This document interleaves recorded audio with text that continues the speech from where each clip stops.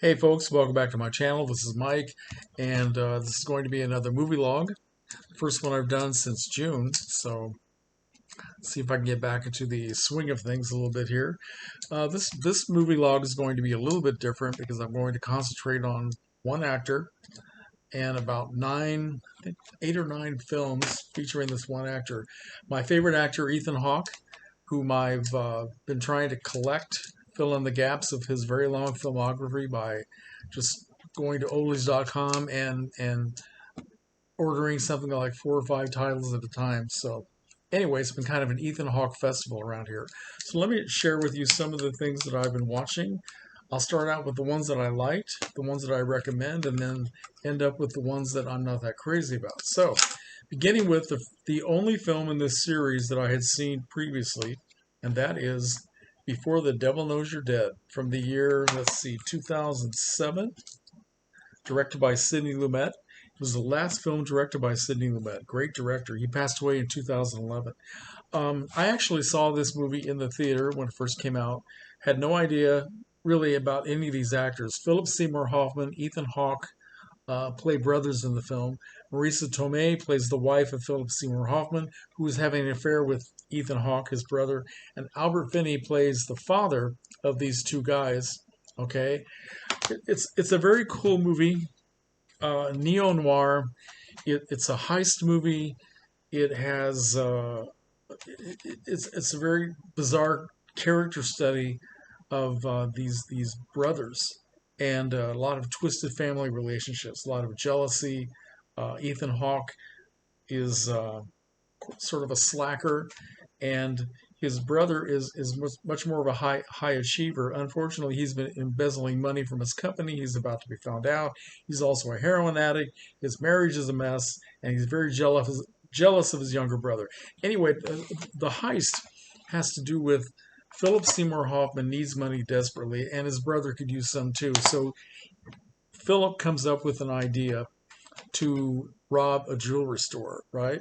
Unfortunately, the jewelry store that he has chosen is owned by and operated by his parents, right? And their mother sometimes actually works there. They're going to try to get this robbery done without using weapons and, just take the money and run. And it will be sort of a kind of a thing where the parents can just use their insurance and get all their money back. Anyway, everything that could possibly go wrong does go wrong in spades. This would make a good companion piece, sort of a good double feature with the Stanley Kubrick classic The Killing, another heist movie where everything possible goes wrong. And they also use the device in this movie that they used in The Killing, where they show things different time frames and from different perspectives, different characters. So it's brilliant. It's a brilliant film, has a lot of violence, but it's definitely worth seeing. And I remember seeing this in the theater and liking it very much. So I just saw it again recently for the second time, and it did not disappoint. All right, Before the Devil Knows You're Dead. Let's see. Anything else I wanted to say about that? I guess not. Next up is a film I never knew existed. This is called Tape, directed by Richard Linklater, 2001. Ethan Hawke is the top billed star. Robert Sean Leonard and Uma Thurman is also in it. I think that Ethan Hawke and Uma Thurman were married at this time. I don't know. This was based on a play, and just 3 characters, nobody else in the film. Let's see. Ethan Hawke plays a guy named Vince, who is a drug dealer as well as a volunteer fireman. Go figure. And he's in a motel at the beginning of the film in Lansing, Michigan. He's meeting a friend of his from high school, played by Robert Sean Leonard. His name is John Salter in the film, and he's a documentary filmmaker who was in Lansing, Michigan, attending the Lansing Film Festival, where this film that he made is actually going to be shown and win an award. And Ethan is there supposedly to support him. So they're in the motel and they're kind of bantering around and all this. And Ethan brings up something that happened in high school when they were both seniors. Turned out that Ethan was dating this girl named let's see, Amy Randall, played by Uma Thurman in the film. He was dating her, and they were never intimate. And then they broke up, and he found out that she had become intimate with his friend John Salter, and now Ethan is challenging this guy because he has reason to believe that he actually raped this girl. So he has, unbeknownst to his friend, he has invited her, who happens to be an assistant DA in Lansing, Michigan now, go figure, um, to come to the motel and meet with him and have dinner. But what he's really going to do is try to expose this guy as a rapist. So that's the gist of the story. It's a little bit convoluted, but it is done so well and very very dramatic. All three of the actors are terrific, and Uma Thurman comes in maybe about the last one third of the film, but she really takes over. She's so good. So absolutely recommended. Oh, tape, right? Next up is a movie called Predestination. This is from 2014. This is a science fiction film, also an action film. It involves time travel and transgenderism, which is a new one for me. The first film I've ever seen, well, I think it is about transgenderism, not one of my favorite subjects. It's an Australian film directed by the Spierig brothers, whoever they are. I can't possibly even approach what this is about, but it is done so well that it is absolutely worth seeing. I highly recommend it. Top billed Ethan Hawke, Sarah Snook is in it. I don't know anything about her. Noah Taylor. Yeah, just a really strange movie that I think a lot of you will like, especially action fans. Okay, you have to suspend all logic to believe anything about this plot line, but it's really fascinating to watch. Okay, next up is, let's see, this is a film called Juliet Naked, which is really funny. Now, the star of this film is Rose Byrne, an English actress. Ethan Hawke is second billed, and then Chris O'Dowd. Now, let's see, this is directed by Jesse Peretz, 2018. Let's see. Um, Rose Byrne and Chris O'Dowd are living together in a long term relationship, and they're not terribly happy. Chris O'Dowd happens to be a member of a cult of a once successful American musician named Tucker Crow, played by Ethan Hawke in the film, who hasn't been seen since something like 1993. He just disappeared, which makes the cult even more fascinated. And this guy is obsessed. He has a room dedicated to posters, pictures, and all sorts of things. Owns every record and tape and CD that he can get his hands on. And the plot thickens when he gets a hold of this demo collection of demo tapes or records. I can't remember now if it's records or tapes of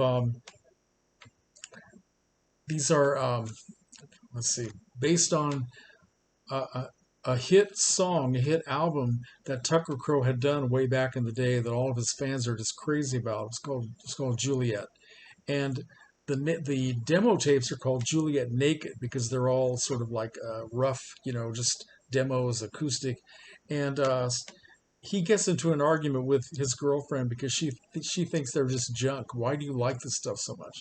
And they don't have a pleasant time. She gets on this guy's website. He has a website dedicated to Tucker Crow, and she writes an unfavorable review just to spite her boyfriend. Well, she gets a response from someone who says, "I'm Tucker Crow, and you're absolutely right." So it turns out it is the real Tucker Crow who has been following this website incognito. He gets to know her, and anyway, he ends up having a relationship with this woman, much to the chagrin of the boyfriend, who has been obsessed with this guy for years. And it's a very strange movie, very funny. Once again, twisted family relationships because Tucker Crow has been in and out of relationships and has children all over the world, in England and in America. And but it's so endearing and it's so well done, and everybody is so likable and funny that it's a very good film. Highly recommended. And this video is going to be very long. I'll try to go faster. Next up is a film called this is the high point. A film called Joe the King, directed by Frank Whaley. Ethan Hawke is a supporting cast member in this one. It stars a young young actor named Noah Fleiss plays a 14-year-old boy named Joe, the title character. Val Kilmer plays his father. Karen Young plays his mother. John Leguizamo is in it. And Ethan Hawke plays the guidance counselor at this kid's school who tries to help him but ends up being more harmful than he was helpful. This is all about this young boy is growing up in a really tragic, abusive home. The father, played by Val Kilmer in a terrific performance, is alcoholic. He's abusive. He abuses not only the kids but his wife as well. And she is just terrified to do anything to set him off. Anyway, this kid is growing up without any kind of guidance, any kind of love, any kind of support, and he is basically raising himself with his older brother, who they love each other, but they're not really close. And Joe ends up getting into serious trouble because of the kind of upbringing that he's had. And it's this is done so well. Frank Whaley is the director. He based the details of this film, the story, on details of his own life and his relationship with his own father, who was abusive. And he also said that when he was making the film, he used some French New Wave films, especially the 400 Blows, as his models for putting the story together and filming it. And absolutely highly recommended. I found out about this because I bought another Ethan Hawke film directed by Frank Whaley called The Jimmy Show, and Frank Whaley is actually the star of this one. Ethan Hawke is once again a supporting player. The two of them are actually very good friends in real life. This is another excellent film that I can't recommend highly enough. And in fact, I wrote a commentary about this on my blog, and I'll try to remember to put a link down below so that if you would like to, you can go and read it. Okay? So those are the films that I highly recommend. There are three others here that I don't recommend very much, but I'll mention them anyway. This is called 10,000 Saints. This is from the year, let's see, 2015. It takes place in Manhattan in the 1980s, so it kind of reflects that culture. I guess Manhattan was a very different place then than it is now. And Ethan Hawke plays a drug dealer living in New York City. He has an adopted son with his ex-hippie wife who lives in another city. And once again, very convoluted plot, very twisted and unsavory family relationships. It also has to do with a movement within the hardcore punk rock culture, a subculture called, let's see, what is it called? Straight edge. And it's about straight edges. It has to do with these young kids in the punk culture. They've been raised by hippies with very little rules and no boundaries, and they're sort of rebelling against that by being against alcohol and drug use and promiscuity. And the director of the film, she wrote, she said, these people are raised by hippies with no rules or boundaries. And the question is, how do you rebel against the people who invented rebellion? So that's kind of the motivation for making this film. It's not that terrific of a movie. Ethan Hawke is very good, as he always is, but it's not really a satisfying story. Here's a film called Rich in Love, and this was made in 1992.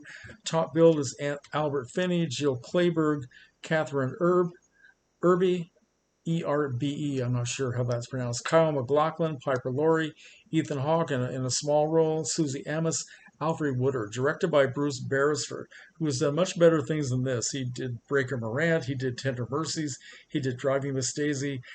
Talk about twisted family relationships. This is really not at all fulfilling. And Ethan Hawke is probably the most sensible character in the film, playing a teenage boy who is in love with a girl in this really weird family who is basically using him, and he finally figures it out and he walks away. But other than that, I really can't recommend this very much, and I probably won't keep this. Finally, this is a movie called Maggie's Plan. This is from the year 2016, I believe. Greta Gerwig, didn't know anything about her before. Ethan Hawke, Bill Hader, Maya Rudolph, Travis Fimmel, and Julianne Moore. I like Julianne Moore very much. Directed by Rebecca Miller. Really strange relationships. people living in New York City. Maggie is played by Greta Gerwig, who is supposed to be a wistful, funny, lovable character, and I just found her unbelievably irritating. She's making decisions that affect her life, the lives of children, and the lives of other people, trying to manipulate everybody around her. And Ethan Hawke plays a guy who is at first married to Julianne Moore, um, who was also very unlikable in the film. And he gets drawn into a relationship and then a marriage with Maggie, and he just plays sort of a dumb guy who thinks with his dick and goes in whatever direction it takes him. So I doubt if I will keep this one. I might keep this one, but it's not really a very positive look at life. So anyway, that's my Ethan Hawke edition. I hope you enjoyed this, and I would love to hear all of your comments. Take care.